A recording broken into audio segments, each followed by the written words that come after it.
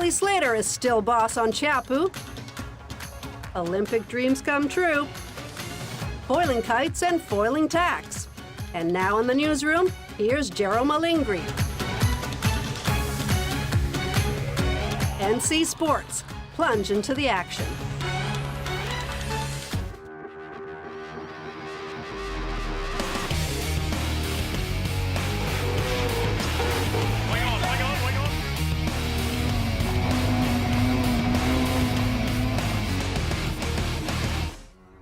Welcome back to the latest NC Sports edition. This is Jero Malingri, and we've got some major stories and just plenty happening on the world's oceans. So let's get right to the line.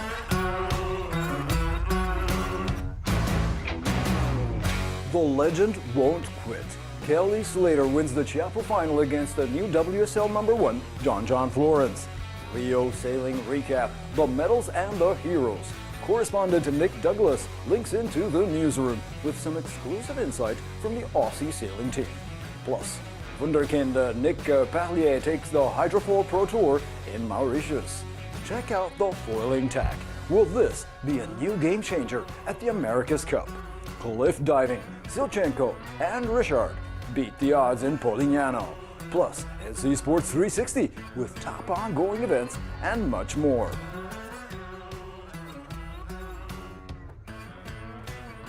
The chatter had been building up for some time. Is he all done? Is he on the downslope? Some even dared to call out for his retirement. Well, Kelly Slater surely shut them all up by winning the Tahiti Pro last week on the Teahupo'o break. While JJ Florence lost the final but leaps to #1 in the world rankings. Coming up on today's top story.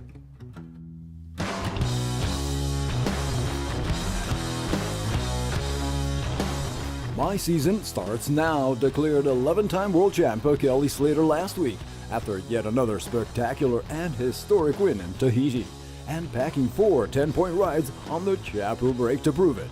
Yes, an icon of the sport and the undisputed legend of surf, this 43-year-old still had to prove it. With no event wins in 2.5 years and with the 2016 season featuring one of the worst starts of his career, Kelly had dropped all the way down to the 34th place on the WSL rankings and even risked his long-standing qualification spot on the championship tour.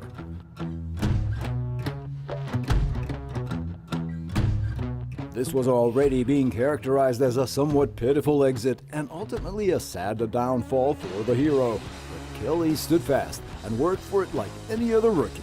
He fought back hard by picking up valuable points with a 3rd in Fiji, a 5th in J-Bay, and with this newfound victory in Tahiti, he's climbed back all the way up to #8 in the world. The paradoxes and unbridled free flow of the media and social media chatter never cease to amaze. Now that the tables are turned, the big question has become, can he do the unthinkable? Could Kelly Slater actually win the 2016 title? Can he replicate his winning streak of 2010, 11, and 12? With 4 more events to go, there are still plenty of points and opportunities available. When on his path is a brand new generation of super talented and very hungry kids. Just like JJ Florence, defeated in yet another final, but now the new WSL frontrunner. Wilkinson won't give up so easy, nor will the Brazilians, with 2014 and 2015 world champs Medina and Viçosa. 2 more Aussies, Buchan and Wilson, are not going to waste their chance of a lifetime. But watch out, this legend is on a comeback.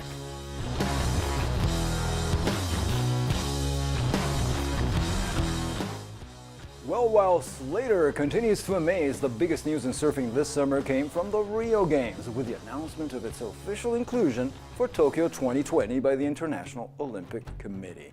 Now, this is a monumental achievement for the sport, and for many super talented pros, it's clearly a dream come true. Let's listen in.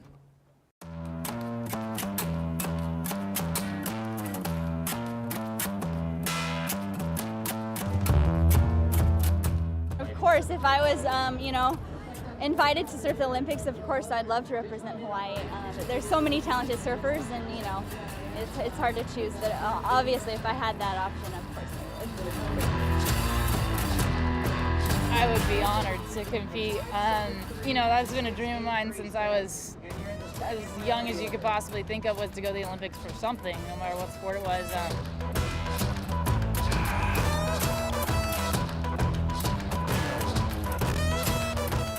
I would love to represent my country in the Olympics. It would be so interesting to see if it were to be ran in a wave pool or real wave. But yeah, I'd love to be a part of it. I would absolutely die to compete in it. That is kind of the mecca of sport, and you know, being on the WSL World Championship Tour, this is the mecca of surfing. So to be on that stage would be incredible, and to have an Olympic medal, I could have never dreamed of it becoming a surfer when I was younger. You know, I know, especially in Australia, it's a thing that we grow up watching, and you know, we watch the swimmers. Actually, we watch all of it, and yeah, like it'd be kind of dreamy if we got into the Olympics, and you know, we would have a solid team, and I feel like we'd flog everyone, so it'd be amazing. For sure. I would love to be a part of the Olympics, and to be amongst all those athletes would be such a dream come true and a pleasure, and if I got a medal it would be even more amazing, and I would love to represent my country.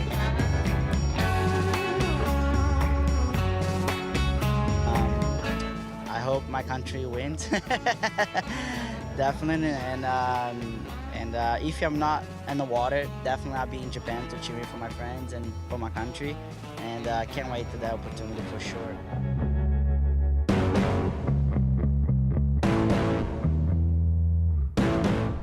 Now, getting to the Olympics has been a very long and often frustrating journey for surfing, and was made possible only after decades of work and dedication by the International Surfing Association and its powerhouse president, Fernando Aguirre.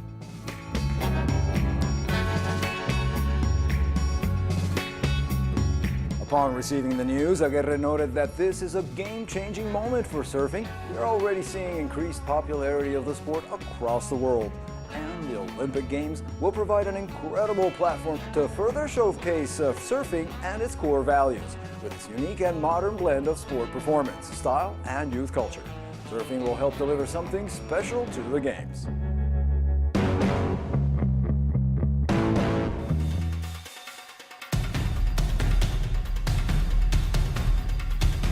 Kiteboarding sensation Nico Parlier came close to perfection as he coasted to victory in round 3 of the Hydrofoil Pro Tour in Mauritius.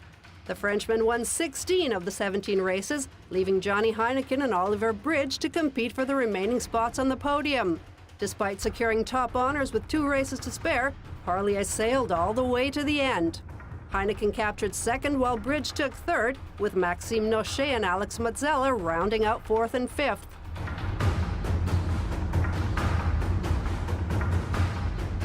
In the ladies' division, Daniela Moros walked away with the grand prize. Oliver Bridge secured the youth title. Marvin Baumeister triumphed in the Masters, and Richard Bates conquered the Grand Masters. All eyes now turn to Perth, Australia, where the final battle of the tour will take place at the end of November.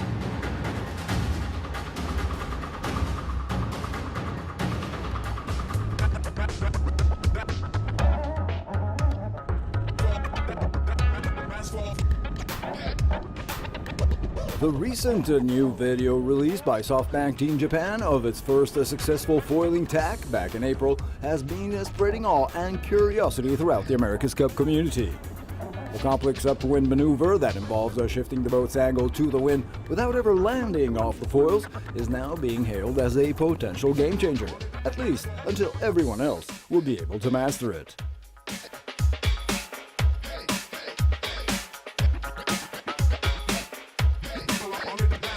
Defender Oracle Team USA was quick to respond with its own video evidence, proving that they too can play that card. Put bluntly, an imperfect America's Cup style psyops, they're not impressed, adding that they can do that even without a hydraulics and other control systems.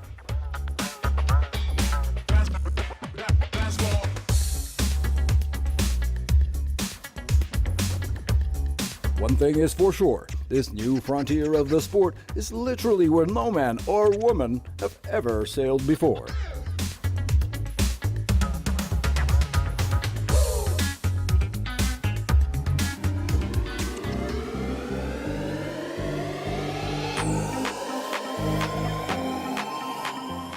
Russian diver Artem Silchenko captured a surprise win in round 5 of the Cliff Diving World Series in Polignano a Mare, Italy, with a near-perfect blind entry back to somersaults and 2.5 twists arm stand dive in the final round. American Steve Lobu and Mexico's Jonathan Paredes grabbed second and third place, while current overall leader Gary Hunt was knocked out before the final.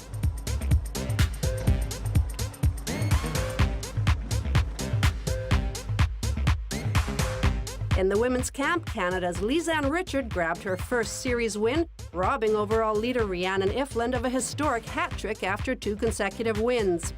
Defending series champ Rachel Simpson finally found the podium with a third-place finish.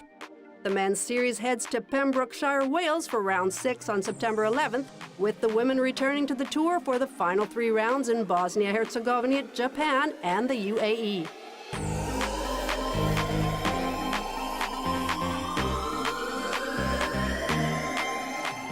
We come back, a Rio medal recap and its aftermath with sailor girl Nick Douglas and her Aussie team exclusives. Then NC Sports 360 with top ongoing events. Right after the break.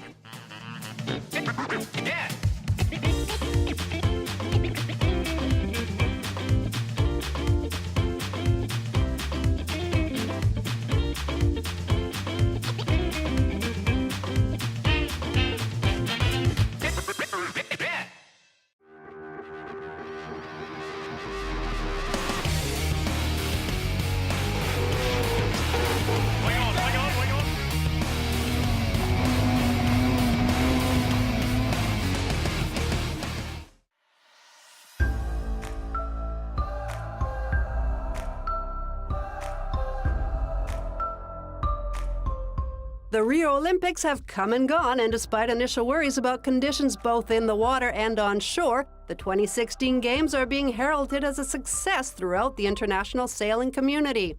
7 race courses around Rio's unpredictable Guanabara Bay set the stage for some of the most spectacular competition in recent Olympic history.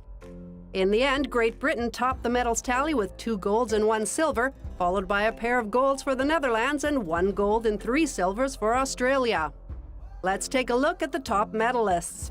Croatia's Sime Fantella and Igor Marinic captured their country's first ever Olympic sailing gold in the men's 470, while Great Britain's Hannah Mills and Saskia Clark brought home top honors for Great Britain in the women's 470. As expected, New Zealand's Peter Burling and Blair Tuke topped the podium in the men's 49er class, and Brazil's Martina Grael and Kahena Kunze took the gold in the women's 49er FX. In the men's laser, Aussie Tom Burton took the top prize, while in the laser radial women's class, Merit Baumeister snatched the gold for the Netherlands. Compatriot Dorian van Risselberg triumphed in the RSX men's class, and French skipper Charline Picon posted the best finish in the RSX women's. In the Narca 17 mixed, Argentinian duo Santiago Lange and Cecilia Carranza were crowned the winners. And finally, Briton Giles Scott brought home the gold in the men's fin. Next to the spectacular performances from the world's top skippers, the big story, according to World Sailing's president Carlo Croce, was the boom in social media, with a 6-fold increase over the 2012 Games in London. Sailing is absolutely within the average of other sports. We want people to know we exist, he said, and we're quite happy of the result.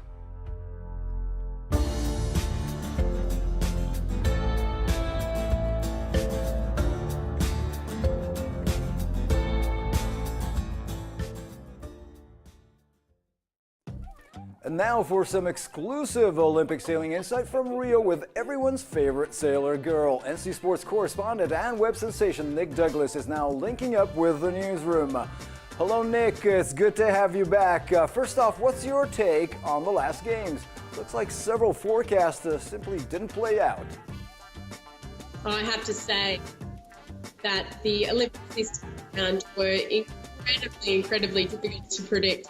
Partially due to the tough conditions and also the conditions on land for a lot of the sailors. I've spoken to a few of them now, and they said that, it was just a difficult scenario to carry out the goals that they'd set for themselves. Now, at this point, what were some of the expectations? It looks like there was a lot more hunger for medals, in the sense that 1 gold, 3 silvers, and once against the Australians especially led the number of medals, but the Netherlands and particularly Britain on top of the list with 2 golds sort of took the glory away. Was that up to par according to the Australian expectations?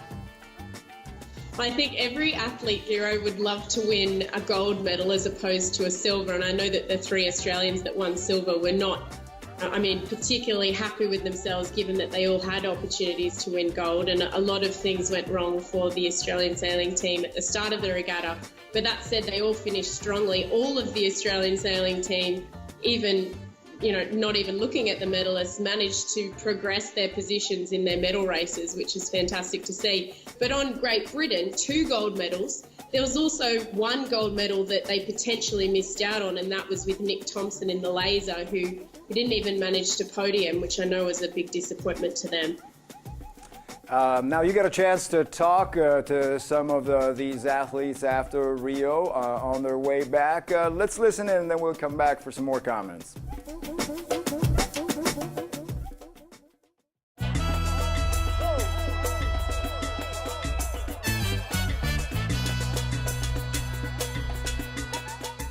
It's a lifetime goal, and for the last, I can't even remember how many years, it just feels like my life. It's been devoted to trying to do this and doing the best I can. Obviously this is the end goal, but all the steps along the way were just as important at the time. Yeah, it's really special, to be able to be an Olympic medalist. Our goal was to win. We were a little bit disappointed, but we're really proud of the campaign we put together and to win 3 World Championships and medal in the other, and be an Olympic medalist. It's a pretty cool legacy that Australian 470s have, and it's largely from this man. And for me, it's just a privilege to start with Will. It's been an amazing 4 years, and I really loved every minute of it. But you guys, you've had a jam-packed few months, few years, balancing both the AC and the Olympic programs. You must be exhausted. Yeah, it's been a busy few years. I think we both knew when we decided to take on doing both it was going to be pretty full on, and I think we're both pretty exhausted right now. We had a really bad start to the week. After the first couple of days, we weren't even looking close to a medal, so we had a good finish, and the Germans, who were looking really strong early, had a couple of bad races, which opened the door for us to have a chance at silver. Definitely wasn't where we wanted to be, so we just kept sailing the way we always sail.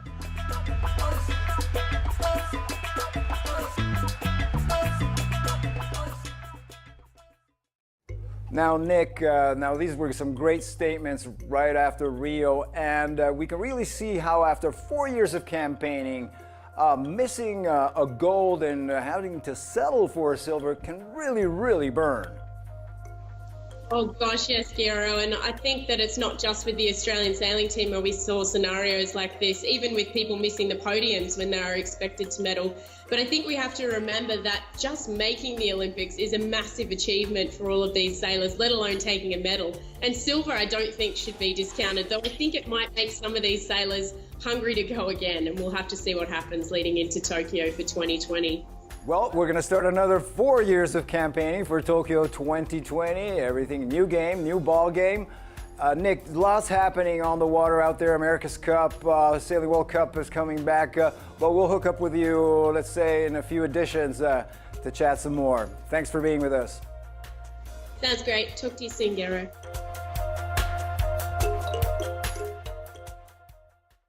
Open water swimmers head to Capri. San Francisco hosts the Sept Heavy Water Classics. The Extreme Sailing Series hits St. Petersburg. And the F1H2O Circus goes to China. Let's take a look at top ongoing events on the NC Sports 360.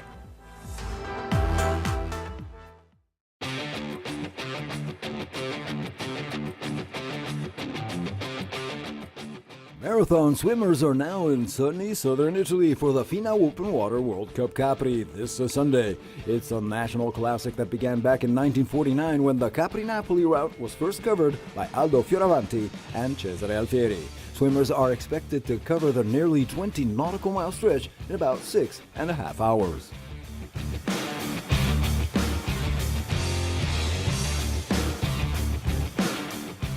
San Francisco is hosting its Heavy Water Sup Challenge on what is known as one of the most intimidating stretches of coastline in the world, the 6 nautical mile route between Ocean Beach and the Golden Gate Bridge.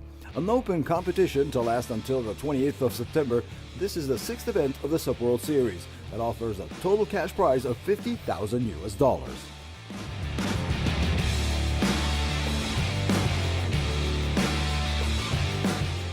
The F1 H2O Circus is revving up the engines in China this weekend for the Harbin GP, 4th race in the World Championship. Fireworks are expected as Alex Carella, Philippe Chiappe, and Jean Torrente lead the 2016 season on very close points. The Chinese stopover has often become a decider for the F1 H2O World title.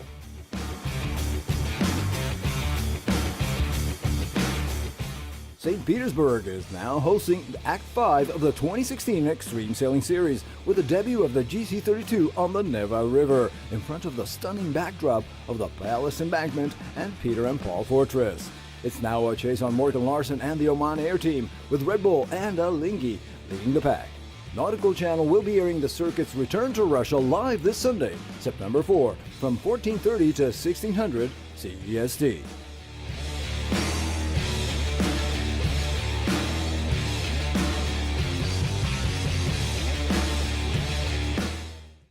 WSL pros head to California for the Trestles Pro Classic. The America's Cup World Series moves to Toulon, while the Sailing World Cup is back in Qingdao. Mark the dates on the NC Sports calendar.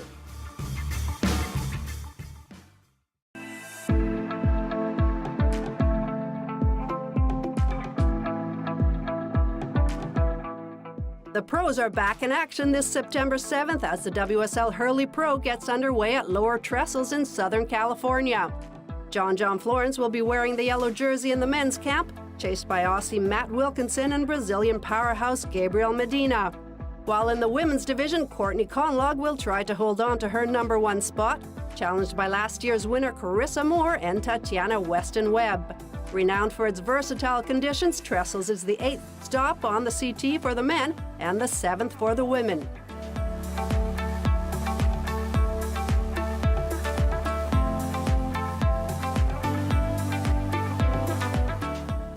The America's Cup World Series heads to Toulon, France from September 10th to 11th for the first time in the prestigious regatta's history. The 6 contenders, including defending champs Oracle Team USA, British Land Rover Bar, SoftBank Team Japan, Sweden's Artemis Racing, Emirates Team New Zealand, and Groupama Team France, will battle it out on the flying boats on the road to the grand finale in Bermuda in May and June of 2017.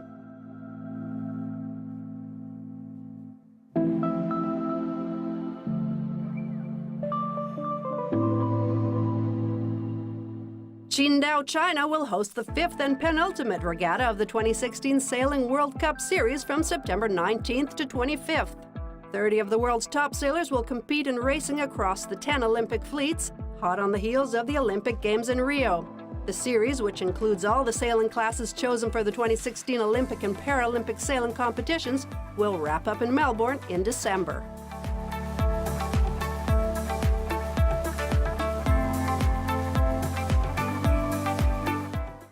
Well, our time is up for today, but we'll be back next week with all the latest water sports news.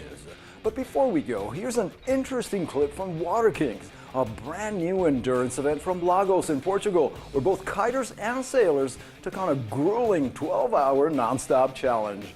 This is Jero Maligri, and remember, plunge into the action with NC Sports.